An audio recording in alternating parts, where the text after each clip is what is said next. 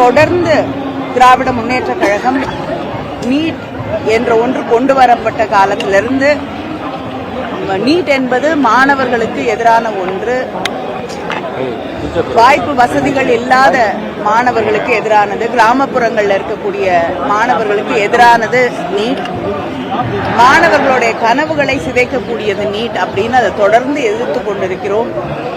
பல முறை அதை எதிர்த்து வழக்குகள் போட்டிருக்கிறோம், பல போராட்டங்களை நடத்தி இருக்கிறோம்.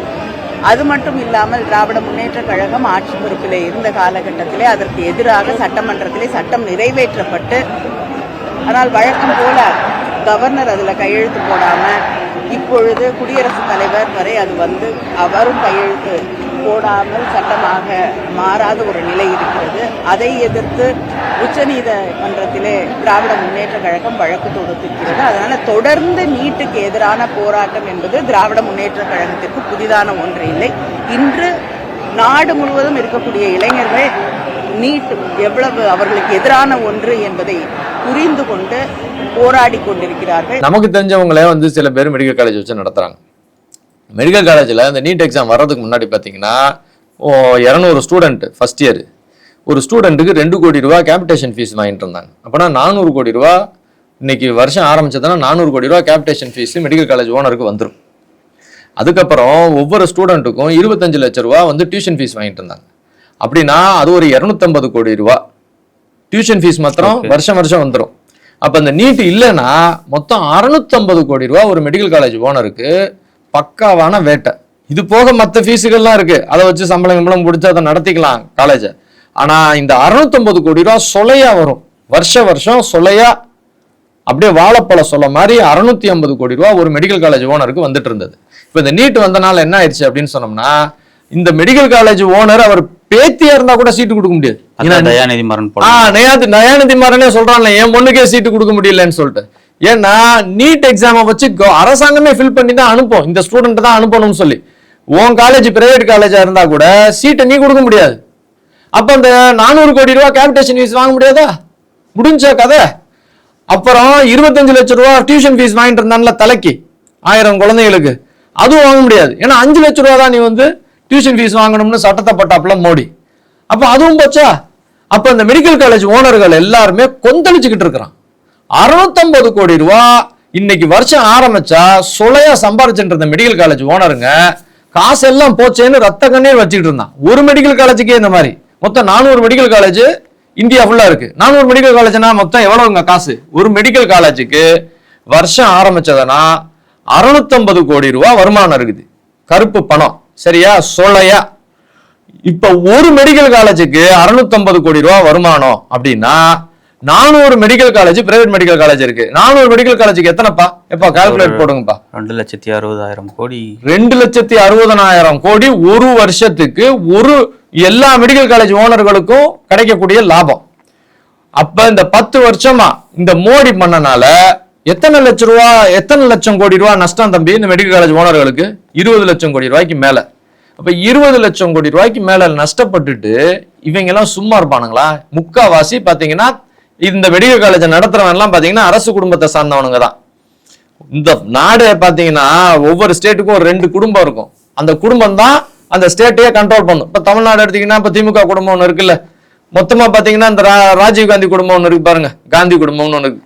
ஒவ்வொரு ஸ்டேட்டுக்கு போங்க, ஆந்திரா, கர்நாடகா, ஒவ்வொரு ஸ்டேட்டுக்கு பாத்தீங்கன்னா ஒரு 2 குடும்பம் இருக்கும். இந்த குடும்பங்கள் தான் அதை நடத்தும். இது வந்து ஒரு ஃபியூடல் லார்ட் சிஸ்டம் மாதிரி. மொத்தம் 60 குடும்பம் இருக்கு, மொத்தம் இந்தியாவை கண்ட்ரோல் பண்ற குடும்பம். இந்த குடும்பங்கள் தான் மேக்ஸிமம் மெடிக்கல் காலேஜ் நடத்திக்கிட்டு இருக்கோம். இப்ப 20 லட்சம் கோடி ரூபா நஷ்டம். அவங்க எல்லாம் சும்மா இருப்பானுங்களா இந்த மோடி பண்ணனால? ஆனா ஏழைகளுக்கு எவ்வளவு பெரிய லாபம் பாருங்க. ஆனா அந்த ஏழை பசங்களுக்கு பாத்தீங்கன்னா எப்பயுமே பெருசா யோசிக்க மாட்டானுங்க. நமக்கு எவ்வளவு லாபம் இந்த அரசாங்கம் நம்மளுக்கு கொடுத்துருக்குன்றதை யோசிக்கிற கூட இவங்க யோசிக்க மாட்டாங்க. மெடிக்கல் காலேஜ் ஓனர்கள்லாம் திணறிக்கிட்டு இருக்கானுங்க. இந்த நீட்டை கொண்டு வந்தனால நம்மளுக்கு சம்பாதிக்க முடியலன்னு சொல்லிட்டு அவனுங்க காசு செலவு பண்ணி அந்த பொண்ணு பாவம், அது வந்து இவங்களா கொண்டானுங்களா என்னன்னு கூட தெரியல, திருட்டு பயலுக. அது ஒரு குட்டி பாப்பாவா அது இது பண்ணிட்டு டிவியில போட்டு காமிச்சு இப்படி தற்கொலை பண்ணிட்டாங்க, அப்படி பண்ணிட்டாங்க, இப்படி பண்ணிட்டாங்கன்னு இந்த மக்கள் பாவம் அறிவை யோசிக்கக்கூடிய மக்கள் கிடையாது. அவங்க சினிமாக்காரி என்ன கலர் சேலை போட்டிருக்கான்றதுக்கு யோசிக்கிற அறிவு கூட என்னடா இந்த மாதிரி ஒரு சட்டம் போட்டனால மெடிக்கல் காலேஜ் ஓனர்களுக்கு இத்தனை லட்சம் கோடி ரூபாய் நஷ்டமாமேன்னு யோசிக்கிற அறிவு வேணும். கடவுள் அறிவை கொடுத்துருக்கான், எல்லாருக்கும் அறிவை கொடுத்துருக்கான் கடவுள். கொஞ்சம் அந்த அறிவு கொடுத்த கடவுளுக்கு கொடுத்த அறிவை கொஞ்சம் பயன்படுத்தணும். நம்ம இந்த ஜிமிக்கு நல்லா இருக்குல்ல, இந்த சேலைக்கு மேட்ச் ஆகுமா அப்படின்றதுக்காக அந்த அறிவை பயன்படுத்துறோம் இல்லையா? அதே மாதிரி இந்த சட்டம் போட்டனால இந்த மாற்றம் வருமா அப்படின்ற அறிவை அதுக்கும் பயன்படுத்தணும். அறிவு கொடுத்துருக்கான்ல இறைவன், அதை பயன்படுத்தணும். அப்பதான் தெரியும். இப்ப மெடிக்கல் காலேஜ் ஓனர்கள்லாம் ஒன்னா சேர்ந்து சிண்டிகேட் பண்ணி அவங்க பைசாவை கொடுத்து அவங்க ஒரு பக்கம் இந்த போராட்டத்தை கிளப்பிடான்றான். இன்னொரு பக்கம் இந்தியாவுக்கு மோடிக்கு அகேன்ஸ்டா இருக்கணும்ன்ற ஒரு கோஷ்டி அவனும் ஒன்னா சேர்ந்துக்கிட்டு அவனும் இந்த பிரச்சனையை பெருசாக்கடான்னு சொல்லி கத்திக்கிட்டு இருக்கிறான். இப்ப இந்த பிரச்சனை எப்படி கிளம்புச்சுன்றத நம்ம பார்ப்போம். கேட்டா இல்ல நீட் எக்ஸாமுக்கு ஒரு பேப்பர் லீக் ஆயிடுச்சு, அந்த லீக் ஆன பேப்பர் சம்பந்தமா அமைச்சர் பதவி விலகணும் அப்படின்னு சொல்லி தான் நாங்க வந்து முதல்ல ஆரம்பிக்கிறோம்னு சொல்லிட்டு இவங்க சொல்லிட்டு இருக்கிறானுங்க. இப்ப ஃபர்ஸ்ட் அண்ட் ஃபார்மோஸ்ட் இதுக்கு முன்னாடி நம்மள காங்கிரஸ்காரன் ஆட்சி பண்ண பாத்தீங்களா, அந்த டயத்துல 2004 பேப்பர் லீக் ஆயிருக்கு, 2006, 2007, 2008, 2011, 2012, 13, 14, 14 இன்னொரு தடவை. அப்ப 12 தடவைக்கு மேல காங்கிரஸ்காரன் ஆட்சி பண்ணும் போது பேப்பர் லீக் ஆயிருக்குது. அது மாத்திரம் இல்ல, தமிழ்நாடு அரசு இங்க திமுக ஆட்சி பண்ணும் போது எக்கச்சக்கமான தடவை பேப்பர் லீக் ஆகும் பல எக்ஸாம்களுக்கு, அது நமக்கே தெரியும் சரியா? ஆனா ஒவ்வொரு தடவை பேப்பர் லீக் ஆகும் போதும் எவனாச்சும் ஒருத்தன் கோர்ட்ல போய் கேஸ போட்டு அப்புறம் கோர்ட்ல வந்து அந்த கேஸை விசாரிச்சு ஆமா பேப்பர் லீக் ஆகுதுன்னு சொல்லி அதுக்கப்புறம் தான் அதை ஒரு இஷ்யூ ஆக்குவானுங்க. எந்த அமைச்சரும் பதவி விலகுனது கிடையாது. ஆமா, அது மாத்திரம் கிடையாது, அவங்க தீர்ப்பு வர்றதுக்குள்ள ஸ்டூடெண்ட்ஸ் காலேஜ்ல சேர்ந்து முடிஞ்சு 3வது வருஷம் படிச்சுக்கிட்டு இருப்பானுங்க, தீர்ப்பு சொல்லுவானுங்க அவனுங்க. அப்படித்தான் இது வரைக்கும் நடந்திருக்கு. ஆனா இந்த வட்டம் என்ன நடந்ததுன்றத கிளியரா பார்ப்போம். அதாவது ராஜஸ்தான்ல ஒரு ஸ்கூல் வாத்தியார் நீட் பரீட்சை முடிஞ்சிடுச்சு, குழந்தைங்க எல்லாம் இந்தியா ஃபுல்லா நீட் பரீட்சை எழுதிட்டு வீட்டுக்கு வந்துட்டு தூங்கிடுதுங்க. இந்த ஸ்கூல் வாத்தியார் அடுத்த நாள் காலையில போலீஸ் ஸ்டேஷனுக்கு போய் ஒரு கம்ப்ளைண்ட் கொடுக்குறாரு. அவர் என்ன கம்ப்ளைண்ட் கொடுக்குறாரு, இப்ப இந்த மாதிரி நீட்டு பரீட்சை முடிஞ்சிடுச்சு, நீட்டு பரீட்சைக்கு வந்த கொஸ்டின் பேப்பரு நான் என் கையில வச்சிருக்கிறேன். ஆனா நீட்டு பரீட்சைக்கு வர்றதுக்கு முன்னாடியே ஒரு சில நாட்களுக்கு முன்னாடியே வாட்ஸ்அப்ல வந்து ஒரு கொஸ்டின் பேப்பர் எங்களுக்கு வந்திருக்கு, டெலகிராம்ல ஒரு கொஸ்டின் பேப்பர் வந்தது. அதுல ஒரு டியூஷன் சென்டர், ஒரு கோச்சிங் சென்டர் அவங்க ஸ்டூடெண்ட்ஸுக்காக கொடுத்த ஒரு கொஸ்டின் பேப்பர் வந்தது. அதுல 108 கேள்விகள் வந்திருக்குது. அந்த கேள்விகளும் அது கீழே உள்ள சூஸ் தி கரெக்ட் ஆன்சர்னு போட்டிருப்பான்ல, அதுவும் பெர்ஃபெக்ட்டா உண்மையிலே வந்த நீட் கொஸ்டின் பேப்பருக்கு மேட்ச் ஆகுது. இதெல்லாம் வாய்ப்பே கிடையாது, எவனோ ஒருத்தன் இந்த கொஸ்டின் பேப்பரை லீக் பண்ணிருக்கான், அதனாலதான் இவ்வளவு பெர்ஃபெக்ட்டா அது மேட்ச் ஆகி வந்திருக்குது. இதையே காக்னிசன்டா எடுத்துக்கிட்டு இதையே ப்ரூஃபா எடுத்துக்கிட்டு நீங்க ஒரு எஃப்ஐஆர் பதிவு பண்ணுங்கன்னு சொல்லி அவர் வந்து கேட்கிறார். அப்ப அந்த ஸ்டேஷன்காரங்க அந்த எஃப்ஐஆர் பதிவு பண்ணல. ஆனா இந்த பர்டிகுலர் செய்தி அவங்களோட சிபிசிஐடி மூலியமா மேலதிகாரிகளுக்கு போகுது, அது கவர்மெண்ட்டுக்கு போகுது. இப்ப நல்லா தெரிஞ்சுக்குங்க, காங்கிரஸ் டயத்துல நம்ம இத்தனை தடவை பேப்பர் லீக் ஆகி காங்கிரஸ் அரசு ஒத்துக்காம கோர்ட்டுக்கு போய் தான் அது இஷ்யூ ஆச்சு. ஆனா இந்த வட்டம் மோடி அரசு கோர்ட்டுக்கெல்லாம் போல, யாருமே ஒண்ணும் பண்ணல, மோடி அரசே காக்னிசன்ட் எடுத்துக்கிறது. ஆமா இல்ல, கரெக்ட் தான். அப்ப இந்த டெலகிராம்ல வந்த இந்த கொஸ்டின் பேப்பரும் உண்மையிலேயே நீட்டுக்கு வந்த கொஸ்டின் பேப்பரும் நிறைய கொஸ்டின்ஸ் மேட்ச் ஆகுது. எல்லா கொஸ்டின்ஸும் இல்ல, நிறைய கொஸ்டின்ஸ் மேட்ச் ஆகுதுன்னா இது லீக் ஆயிருக்கிற வாய்ப்பு இருக்குது. அதனால ரீ எக்ஸாம் வைடான் டாப்ல. இது மோடி அரசு இந்த ஸ்டூடெண்ட்ஸுக்கு பண்ண நல்லதா கெட்டதா சொல்லுங்க? நல்லது தானே. அதாவது இதுக்கு முன்னாடி காங்கிரஸ்காரன் இதை பண்ணிருப்பானா?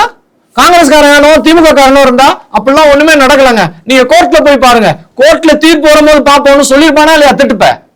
ஆனா இவர் என்ன பண்றாரு, இல்லப்பா ஏதோ ஒரு தப்பு நடக்கிற மாதிரி இருக்கு, உடனே அதுக்கு விசாரணை கமிஷன் போடுன்னு சொல்லி ஒரு விசாரணை குழுவை போட்டு அவங்களும் ஒரு 2-3 நாள்ல கண்டுபிடிச்சிடுறாங்க அந்த எவன் அதை லீக் பண்ணான்னு சொல்லிட்டு. அதாவது மராட்டி மொழிக்கு மொழிபெயர்ப்பு பண்றதுக்காக இந்த கொஸ்டின் பேப்பரை அனுப்பியிருக்கிறாங்க. அங்க மகாராஷ்டிரால ஒரு ஆள் அந்த மராட்டி மொழியில மொழிபெயர்ப்பு பண்றான்ல ஒரு ஆளு, அவன் இந்த கொஸ்டின் பேப்பரை இந்த டியூஷன் சென்டரா கோச்சிங் சென்டர் நீட் கோச்சிங் சென்டருக்காரன் அவனுக்கு கொடுத்துருக்கான். அப்ப அவனை பிடிச்சுட்டானுங்க. பிடிச்சு இவங்க ரீ எக்ஸாமும் வச்சுட்டாங்க. எக்ஸாம் நடந்துருச்சு, குழந்தைங்க படிச்சு முடிச்சு அதுவும் நல்லபடியா இருக்குது. இப்ப உடனே இவன் இந்த காக்ரோச் ஜனதா பார்ட்டின்னு ஒண்ணு ஆரம்பிச்சு அவனுக்கு காரணம் தெரியாதவன் இந்த மெடிக்கல் காலேஜ் ஓனர் கிட்ட இருந்து காசை வாங்கிட்டு, சைனாக்காரங்கிட்ட இருந்து காசை வாங்கிட்டு, இந்த கம்யூனிஸ்ட் பார்ட்டி இவங்க எல்லாம் ஒன்னா சேர்த்துக்கிட்டு மோடிக்கு அகேன்ஸ்டா ஒண்ணு பண்ணணும்னு சொல்லிட்டு டிராமா ஆடிட்டு இருக்கிறாமா அந்த பயவுல. இவனுக்கும் இந்த மக்களுக்கும் எந்த சம்பந்தமும் கிடையாது. இவன் வெளிநாட்டுல போய் கடன் எத்தனை நாளா? அபிதீப் தீப் தேவா எவனோ ஒருத்தன் அபிதீப் சென்றவன், அவனுக்கும் இந்த இந்திய மக்களுக்கு என்ன சம்பந்தம்? அவன் போய் அங்க கடன் எத்தனை வருஷமா? இங்க உள்ள குழந்தைகளை பத்தி அவன் அக்கறைப்பட்டுக்கிட்டு இருக்கிறான்.